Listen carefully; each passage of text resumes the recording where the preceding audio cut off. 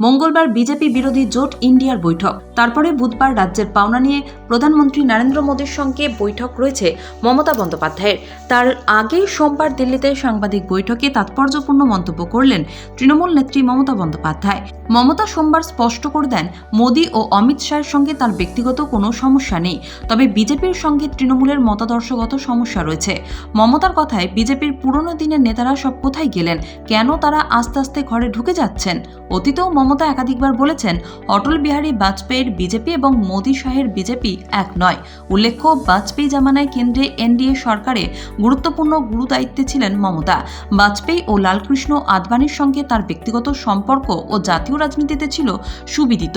বাজপেয়ী তো মমতার কালীঘাটের বাড়িতেও এসেছিলেন। আদবানির পরিবারের সঙ্গেও গভীর ব্যক্তিগত সখ্য ছিল মমতার। অনেকের মতে, মোদী শাহ যে অগ্রাসী ভঙ্গিতে দল এবং সরকার চালাচ্ছেন, মমতা তারই সমালোচনা করতে চেয়েছেন। মোদী শাহকে নিয়ে মমতার আলোচনা অবশ্য নতুন নয়। সম্প্রতি মোদী শাহের নাম উল্লেখ না করে কেন্দ্রীয় স্বয়ংসেবক সংঘকে বার্তা দিয়েছিলেন মমতা।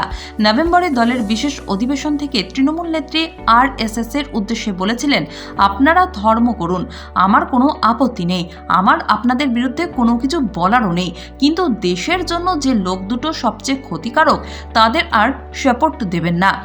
অনেকের মতে নাম না করলেও মমতা বুঝিয়ে দিয়েছিলেন তিনি কাদের কথা বলছেন।